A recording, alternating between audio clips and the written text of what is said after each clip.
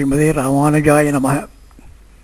அன்பர்களே, பக்தர்களே, பாகவதோத்தமர்களே, ஆழ்வார்களிலே பெரியாழ்வார் என்று பகவானால் கொண்டாடப்படும் புகழைப்பெற்ற பெரியாழ்வார் திருநக்ஷத்திர வைபவம் 10 நாட்கள் உற்சவமாக உலகெங்கும் வைணவ திருத்தலங்களிலே கொண்டாடப்பட்டு வருகிறது. பெருமாளுக்கே பல்லாண்டு பாடி மங்களாசாசனம் பண்ணின அந்த பெரியாழ்வாரனுடைய அவதார ஸ்தலமான ஸ்ரீவில்லிபுத்தூரிலே அது மிகவும் விசேஷமாக கொண்டாடப்பட்டு வருகிறது. வரும் 15ஆம் தேதி ஆனி 31 சுவாதி நட்சத்திரத்திலே திங்கட்கிழமையன்று சுவாமி பெரியாழ்வார் திருநக்ஷத்திரம். ஆழ்வாரின் வைபவத்தை எல்லோரும் அறியும்படியான விஷயத்தை இங்கே சுருக்கமாக அனுபவிக்கலாம், வாருங்கள்.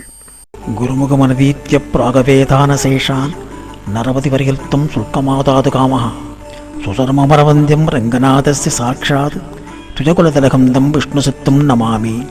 மின்னார் தடமதில் சூழ் வெள்ளிபுத்தூர் நூறுகால் சொன்னார் கடல் கமலம் சூடினோம் முன்னாள் களியறுத்தான் என்றுரைத்தோம் கீழ்மையில் சேரும் வழியறுத்தோம் நெஞ்சமே வந்து பாண்டியன் கொண்டாடப்பட்ட பிரான் வந்தானன்னு ஈண்டிய சங்கம் எடுத்தூத வேண்டிய வேதங்களோதி வரைந்து களியறுத்தான் பாதங்கள் யாமுடையவற்று. ஆழ்வார்களிலே தலைவர் முதல்வர் என்று அழைக்கப்பெறும் ஸ்தானத்தை கொண்டிருப்பவர் ஸ்ரீ நம்மாழ்வார். அதைப்போல பெரியாழ்வார் என்று அழைக்கப்பெறும் பேறு பெற்றவர் ஸ்ரீவில்லிபுத்தூரிலே அவதாரம் பண்ணின ஸ்ரீ விஷ்ணு சித்தர். மங்களா சாசனத்தில் மற்றுள்ள ஆழ்வார்கள் தங்கள் ஆர்வத்து அளவுதானின்றி பொங்கும் பரிவாலே வில்லிபுத்தூர் பட்டபிரான் பெற்றான் பெரியாழ்வார் என்னும் பெயர் என்று உபதேச ரத்னமாலையிலே மணவாள மாமனிகள் சாதிக்கிறார். மற்ற ஆழ்வார்கள் பகவானிடத்தில் ஞானம், பக்தி, வைராக்கியம், மோட்சம் வேண்டுமென பிரார்த்தித்தார்கள். ஆனால் பெரியாழ்வாரோ பகவானிடத்தில் வாத்சல்ய பாவம் கொண்டு பொங்கும் பரிவாலே பெற்றார் இந்த பெயர். அப்படி அந்த பொங்கும் பரிவை எங்கே வெளிப்படுத்தினார் பெரியாழ்வார்? எப்படியெல்லாம் வெளிப்படுத்தி அந்த எம்பெருமானிடத்திலே இருந்து பெரியாழ்வார் என்னும் பட்டத்தை பெற்றார் என்பதைத்தான் நாம் இங்கே பார்க்க போகிறோம். ஸ்ரீவில்லிபுத்தூரிலே முகுந்த பட்டர், பத்மவல்லி என்னும் திவ்ய தம்பதிகள் திருவரங்கப் பெருமானிடத்திலே அளவு கடந்த பக்தி கொண்டவர்கள். இவர்களின் தவ புதல்வராக பெரியாழ்வார் என்னும் விஷ்ணு சித்தர் குரோதன வருஷம் ஆனி மாதம் சுக்ல ஏகாதசி என்று சுவாதி நட்சத்திரத்திலே பகவானுடைய நித்திய சூரிகளில் ஒருவரான கருடாழ்வார் அம்சமாக அவதாரம் பண்ணினார். விஷ்ணு சித்தர் எல்லா நூல்களையும் கற்கத் தொடங்கினார். எனினும் நூல்களில் நாட்டம் அதிகமில்லை. ஆனால் அவரிடத்தில் கிருஷ்ண பக்தி அதிகம் குடிகொண்டிருந்தது. கைங்கரியம் செய்வதில் மனம் அதிகம் ஈடுபட்டது. பகவான் கிருஷ்ணன் தன்னுடைய மாவன் கம்சனுக்கு மாலை கட்டித்தரும் மாலாகாரனிடம் சென்று மாலையை கேட்டு வாங்கி தான் சூடி மகிழ்ந்த கதைகளையெல்லாம் படித்த விஷ்ணு சித்தர் இப்படி பகவானுக்கு மாலை சமர்ப்பிக்கும் கைங்கரியமே மிகவும் சிறந்தது என கருதி அழகான பூஞ்சோலை அமைத்தார். நாள்தோறும் பூத்த மலர்களை துளசியோடு சேர்த்து கட்டி மாலை தொடுத்து வடபெருங்கோயிலானுக்கு புஷ்ப கைங்கரியம் பண்ணி கொண்டிருந்தார். இந்த சமயத்திலே மதுரையை ஆண்டு வந்த பாண்டிய மன்னன் வல்லபதேவன் ஒரு மாறுவேஷம் போட்டுக்கொண்டு ஒரு நாள் நகர் சோதனைக்கு புறப்பட்டான். வீதிகளிலே சுற்றி வரும்போது அந்தணர் ஒருவர் ஒரு வீட்டு திண்ணையிலே தூங்குவது தெரிந்தது. அவரை எழுப்பி, யார் நீ இங்கே படுத்திருக்கிறாய் என அரசன் வினவ, அரசனே, நான் வடக்கே திவ்ய யாத்திரை மற்றும் கங்கா ஸ்நானங்களெல்லாம் செய்துவிட்டு தெற்கே ராமேஸ்வரம் சென்று கொண்டிருக்கிறேன். வழியில் இருட்டானபடியினாலே இங்கே படுத்து தூங்கிவிட்டேன் என்றார். அரசனுக்கு அந்தணன் பேச்சிலே கொஞ்சம் ஞானம் தெரிந்தது. ஆகினாலே, அந்தணரே, ஏதாவது ஒரு ஸ்லோகம் சொல்லும் பார்க்கலாம் என்றான் அரசன். அப்போது அந்த அந்தணர் ஒரு ஸ்லோகம் பாடினார். வருஷார்த்தமஷ்டோ பிரயதேத மாசான் நிசார்த்தமர்த்தம் திவசம் யதேத வார்த்தைக்கு ஹேதோர் வயசானவேன பரத்ர ஹேதோரிக ஜென்மநாச. இதனுடைய அர்த்தம் என்னவென்றால், மழைக்காலமாகிய 4 மாதத்திற்கு தேவையான பொருள்களை மீதியுள்ள 8 மாதத்தில் சேமித்துக் கொள்ள வேண்டும். இரவில் தேவைப்படுவதை பகல் பொழுதிலே தேடி வைத்துக் கொள்ள வேண்டும். முதுமைக்கு தேவையானதை இளமையிலே சேர்த்து வைத்துக் கொள்ள வேண்டும். அதுபோலவே மறுமைக்கு தேவையானதை இப்பிறவியிலேயே சம்பாதித்துக் கொள்ள வேண்டும் என்று அர்த்தம். இந்த ஸ்லோகத்தை கேட்ட அரசன் இதிலே ஒரு முக்கியமான பொருள் அடங்கியிருப்பதை அறிந்தான்.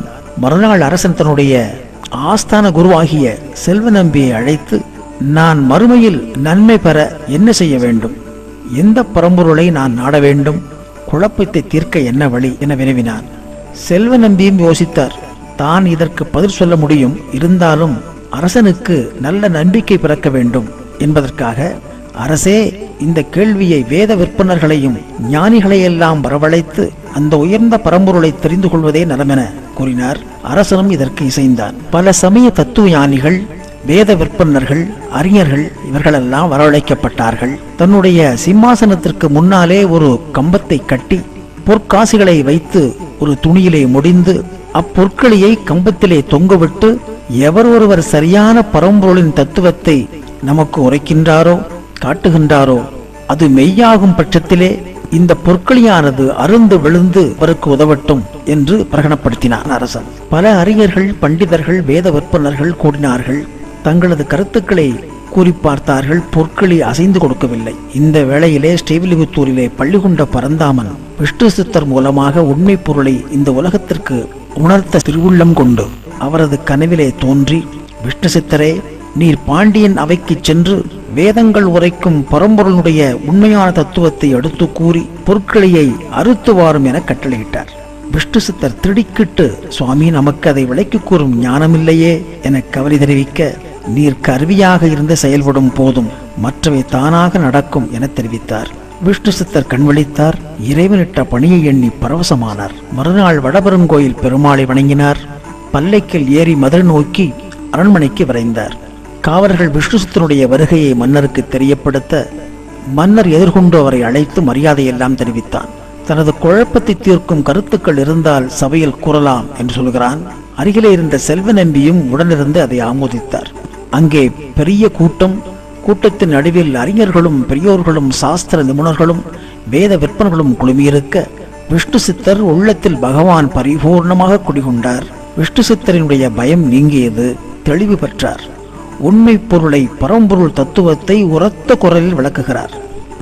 எவர் ஒருவரால் இப்பிரபஞ்சம் முழுவதும் படைக்கப்பட்டதோ, எவரால் இது நன்கு காக்கப்படுகிறதோ, எவரிடத்தில் இப்பிரபஞ்சம் முழுவதும் இறுதியில் ஒடுங்குகின்றதோ, அந்த ஒருவரை பரபிரம்மம். அப்பரபிரம்மே ஸ்ரீமன் நாராயணன். அவரை சரணடைந்தால் பரமசாந்தியும் அமரத்துவத்தையும் அடையலாம். அவர் எங்கும் வியாபித்திருப்பவர். அவர் திருப்பாதங்களை பற்றி கொண்டு நற்கதிக்கு வழி தேட வேண்டும் என்று விஷ்ணு சித்தர் உரைக்க, பொற்களி அருந்து கீழே விழுந்தது. மன்னர் சாஷ்டாங்கமாக விழுந்து வணங்கி, பற்றபரானே என்று அவரை கௌரவித்து, விஷ்ணு சித்தரை மேலும் கௌரவிக்க வேண்டி அவரை ஒரு யானை மீதேற்றி திரு வீதி உலா வரச் செய்தான். விஷ்ணு சித்தர் மதுரை நகர வீதியிலே யானையில் ஊர்வலம் வர, இந்த அழகை ரசிக்கவும், தன்னுடைய பரம பக்தனான விஷ்ணு சித்தரை ஆசீர்வதிக்கவும் ஆகாய மார்க்கமாக கருட வாகனத்திலே சங்கு சக்கரதாரியாக பரந்தாமன் தாயாரோடு காட்சியளிக்கிறார். இந்த கண்கொள்ளா காட்சியை கண்ணுற்ற விஷ்ணு சித்தர் உள்ளம் உருகுகிறது.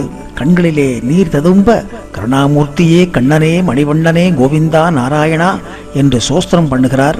அடுத்த க்ஷணமே பெரியாழ்வாரனுடைய உள்ளத்தில் பொங்கும் பரிவு பீரிட்டு பாய்கிறது. கண்ணா, பரந்தாமா, உன் திருமேனியை காட்டிக்கொண்டு காட்சி கொடுப்பது தவறில்லை. ஆனால் யாருடைய கண்திஷ்டியும் உன்மேல் படாமல் இருக்க வேண்டுமே என பதறுகிறார், துடிக்கிறார். இப்படி பொங்கும் பரிவால் பிறந்ததுதான் திருப்பல்லாண்டு. இப்படி பகவானுடைய தரிசனம் கிடைக்கப் பெற்றதும் பொங்கும் பரிவாலே விஷ்ணு சித்தர் திருவாய்மலர்ந்து அருளிச் செய்த பிரபந்த பாசுரங்கள் தான் திருப்பல்லாண்டானது. பல்லாண்டு பல்லாண்டு பல்லாயிரத்தாண்டு பல கோடி நூறாயிரம் மல்லாண்டு தந்தோள் மணிவண்ணா உன் சேவடி செவ்வி திருக்காப்பு படியோமோடும் நின்னோடும் பெருவின்னி ஆயிரம் பல்லாண்டு வடிவாய் நின் பல மார்பினில் வாழ்கின்ற மங்கையும் பல்லாண்டு வடிவாசுதி வலத்துறையும் சுடர் ஆழியும் பல்லாண்டு படைபோர்வுக்கும் முழங்கும் அப்பாஞ்ச சன்னியமும் பல்லாண்டே.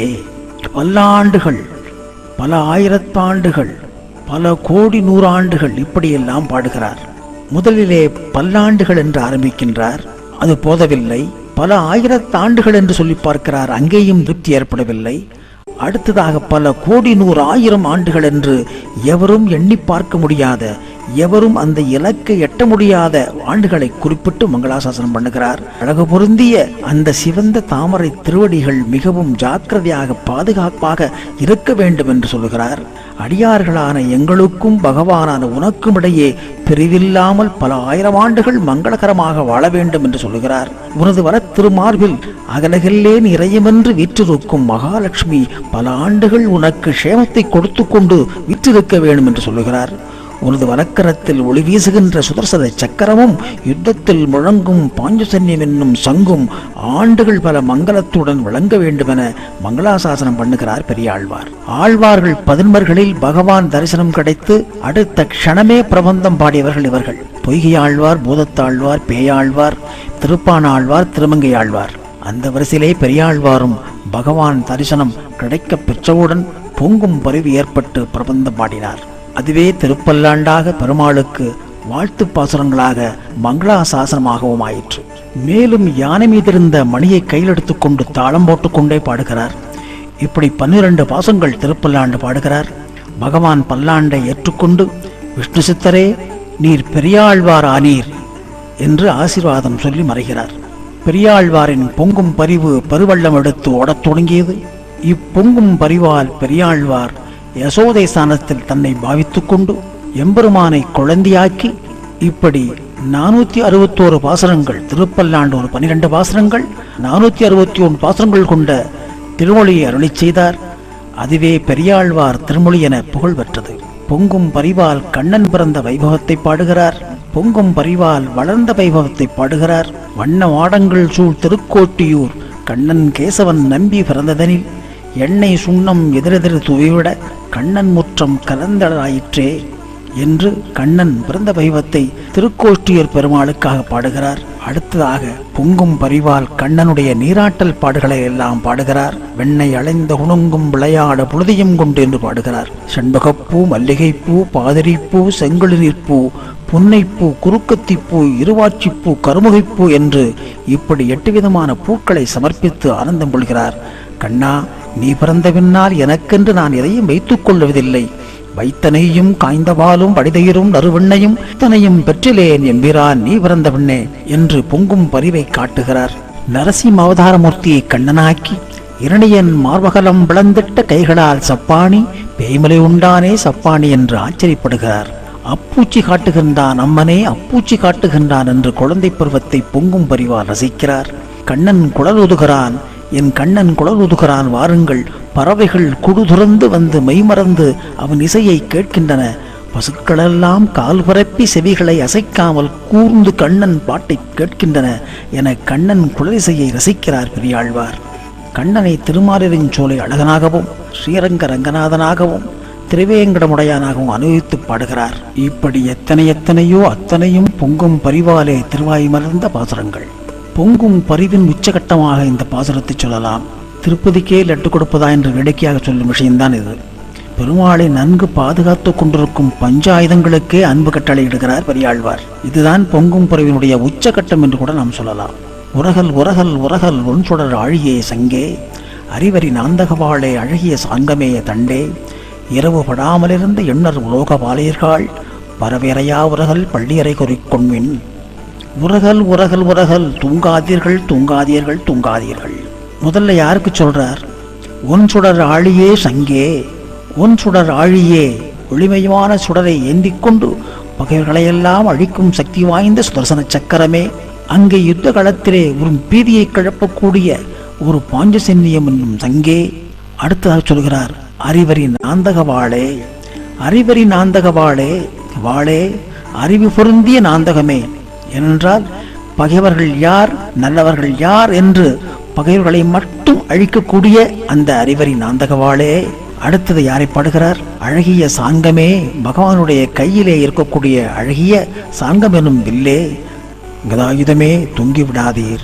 இரவு படாமலிருந்த எண்ணர் உலோகபாலியர்கள், இரவென்பதே தெரியாமல் அல்லும் பகலும் பகவானுடைய கட்டளைக்கேற்ப இந்த உலகத்தை நன்கு பாதுகாத்து கொண்டிருக்கும் எண்ணர் உலோகபாலியர்கள், அஷ்டதிக் பாலகர்களே, நீங்கள் எல்லோரும் ஜாக்கிரதையாக தூங்காமல் எனது எம்பெருமானை பாதுகாத்துக் கொள்ளுங்கள்.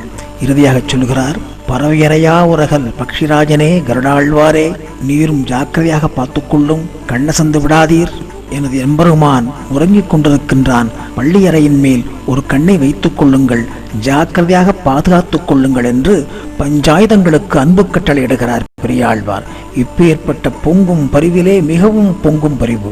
இந்த பாசுரத்தை நாம் அனுதினமும் நித்திய திருவாராதனம் முடிந்து கோயிலாழ்வாரை திருச்சாத்துகின்ற வேளையிலே நாம் சொல்லுகின்ற பாசுரம் மிகவும் விசேஷமான அற்புதமான பாசுரம். இப்படி பொங்கும் பரிவாலே விஷ்ணு சித்தர் பெரியாழ்வாரானார். அது மாத்திரமா, பூதேவியான ஆண்டாளுக்கு திருத்தகப்பனாரானார். இன்னும் ஏன், பெருமாளுக்கே, அந்த சர்வேஸ்வரனுக்கே மாமனாரானார். அப்பேற்பட்ட பெரியாழ்வாருடைய திருவடிகளை வணங்கி நல்ல திருப்பல்லாண்டு நான் மோந்தோன் வாழியே, 461 நமக்குரைத்தான் வாழியே, சொல்லறிய வானிதனில் சோதி வந்தான் வாழியே, தொடைசூடி கொடுத்தவிழ்தன் தொழுதப்பன் வாழியே, செல்வநம்பி தன்னைப் போல் சிறப்புற்றான் வாழியே, சென்று களியறுத்து மால் தெய்வம் என்றான் வாழியே, வில்லிபுத்தூர் நகரத்தை விளங்க வைத்தான் வாழியே, வேதியர்கோன் பட்டபிரான் மேதினியில் வாழியே என்று வாழித்திருநாமம் பாடி பெரியாழ்வார் திருவடிகளையே சரணமெனச் சொல்லி அமைகிறேன்.